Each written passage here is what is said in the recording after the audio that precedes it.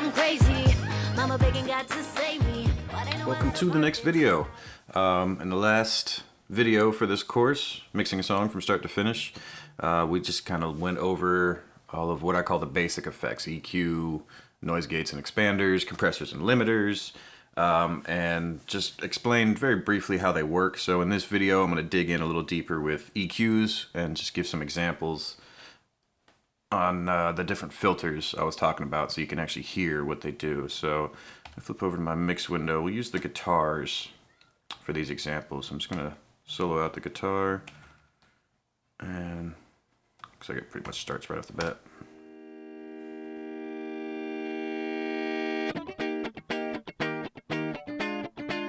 Alright, so I'm going to go ahead and open up an EQ on here.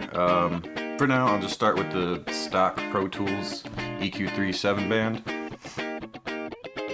Alright, so it has high pass filter, low pass filter, low shelf, high shelf, and then 3 bands of fully parametric. But the shelves themselves can actually be switched to parametric. You can switch back and forth between parametric, high shelf, and low shelf on those. Alright, so let's do the high pass filter, right? So again, what this is designed to do is eliminate all the frequencies below whatever frequency I set here and allow all those high frequencies to pass through unaffected, hence high pass filter, right? So as I start sweeping that up, we can hear all the bass content just gets pulled away and it really thins out the sound, right? Going too high with it can be a problem, because we don't want everything in the mix to sound super thin, but we also don't want extra bass content there. So for something like a guitar, I'd probably usually go around 90, 100 hertz, something like that. Just get rid of kind of those real sub-bass frequencies that could be fighting with the kick drum or the bass guitar in the song. And then the Q control, or the slope of it, as you can kind of see on the graphic display, is how quickly it's rolling those bass frequencies off, right? Does it just kind of like a brick wall and just stop right at that frequency, or does it gradually roll them off a little bit per octave as it's going down? Right. Low pass filter, right? Very similar concept. So again, we have slope control, frequency sweep. So now with this one, we're just removing all the high-end content out of the audio. Right, so now it can make it very muddy because we lose all the brightness when we take the high frequencies away from a sound. Right. Now if you're trying to get, like, say, a telephone effect, you could use a combination of the high pass and low pass filter to get something like that. So let's say maybe around 4K, 4000 hertz. And then here, maybe like, I don't know, 350. Alright, so you have a very kind of thin, turn it up a little bit, kind of thinned out sound, similar to what you get from a telephone. That's just how the microphones on telephones actually work. They just don't capture the extreme lows with extreme highs very well. So by removing those with the high pass and low pass filter, we can get that kind of telephone effect. Now for these guitars, it's really not the sound I want. I was just kind of giving you an example of how you can use them. So I'm going to pull this back down, say about 90 hertz roll off. Alright. I'll bypass these for a second.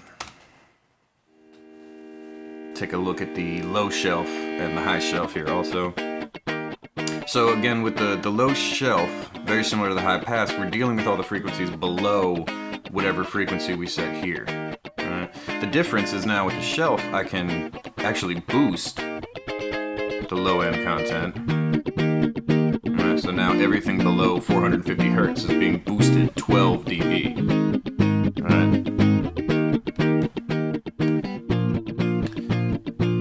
So it makes it super muddy, just too much bass in this guitar right here. So we can also use the shelf to cut back the low frequencies. Which again, if we overdo it, can make the guitar sound very thin, like taking the high pass filter too high up the frequency spectrum. And then we also have kind of a slope control. Now we're calling it, that's Q, this kind of thing. So, right, very steep or very gradual shelf boost, depending on what we do. The higher the number, the more steep it is. The lower the number, kind of more smoothly it ramps up into that shelf. and then with the high shelf, same idea. We can boost it up, make everything super bright, or we can cut it down, kind of darken the sound up a bit with that.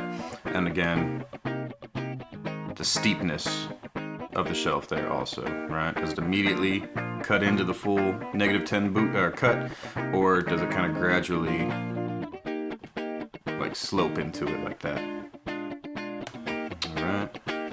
And then with the parametrics, so now we also have gain control, right? Boost or cut in dB. Frequency sweep, up or down the frequency spectrum, and bandwidth, the Q control. So higher number, more narrow the boost or the cut we're creating. The lower the number, the wider, the more frequencies we're including within this boost or cut. Alright, so let me go ahead and kind of EQ this guitar a little bit. So as I mentioned, the high pass filter I would usually do probably around 90 Hertz just to get rid of any kind of super low sub bass that might be in there. So now let me go to my parametrics here, and I'm going to see if I can find any frequencies that might be a problem. So I'm going to start by making my Q really narrow, boost it up a good bit, and just sweep down and back up through the frequencies and see if I find anything that sounds weird.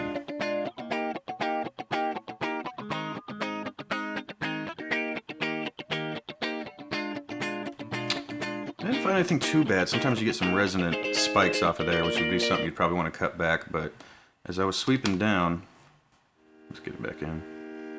Or sweeping up, I should say.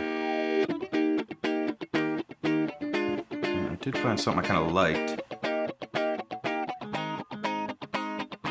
Like right around here. Around that 1K mark. Maybe a little above. But you can really kind of hear the pick on the strings, and I kind of like that on the guitar, because it's kind of doing a really rhythmic thing. It makes it almost sound like a percussive instrument. I don't want to do a full 11 dB boost. And I would say, in general, when you're EQing, you want your boosts to be kind of a wide Q. If you're going to cut, you probably want to go a little more narrow and just kind of focus in really on that one frequency you might have found when you were sweeping through. But this particular frequency, actually I want to boost it, so I'm going to widen that up.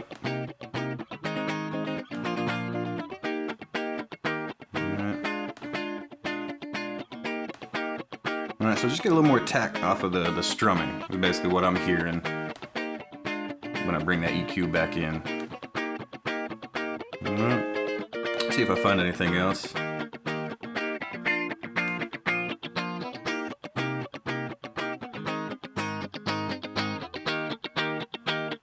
Kind of up there, right around a little over 3K. I'm getting a kind of similar thing too, so I might boost that up a little bit.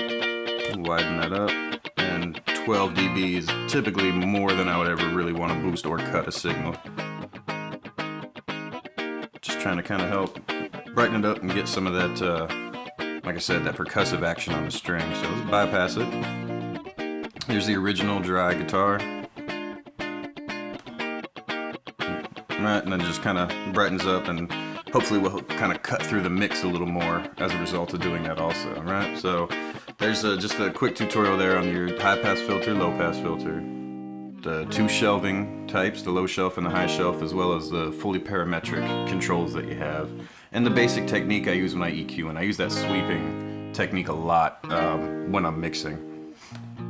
Alright, let's hear this other guitar.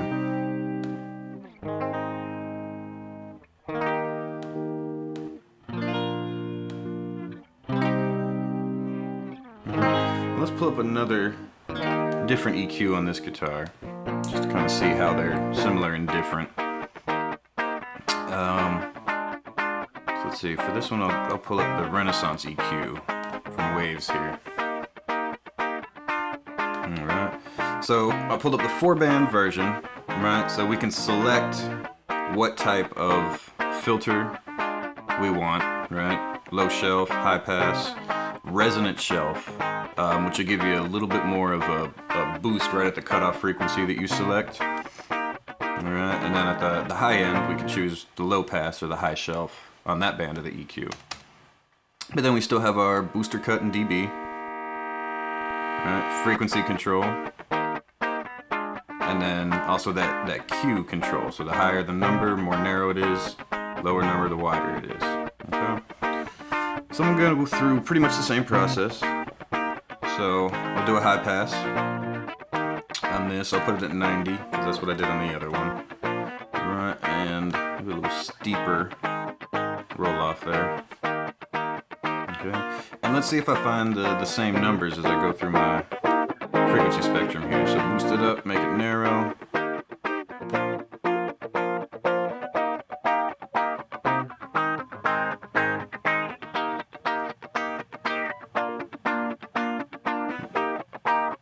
Yeah, kind of the same thing. You get that pick right at just above 1K.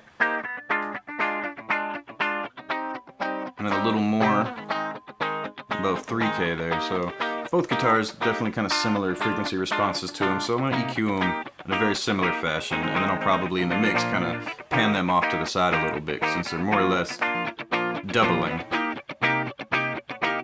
Playing more or less the same part, right? Kind of get them out the center, because the center of the stereo image is where the kick and the snare will be, the lead vocals will be there, so kind of helps with the separation and being able to hear all the individual parts if you kind of pan them away from each other. So that's fine.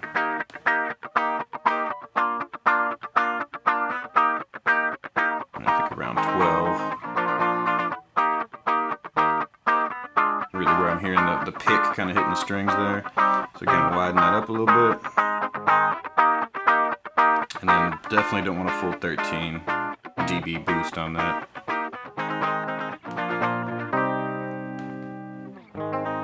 Okay.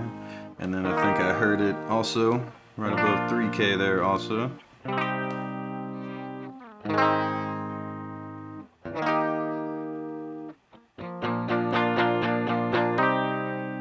gonna bring it back to the beginning where you're going into that strumming part.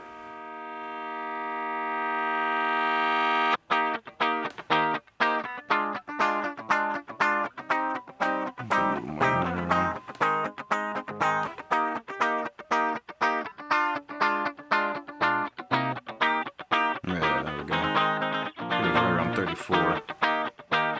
And again, widen it up a little bit.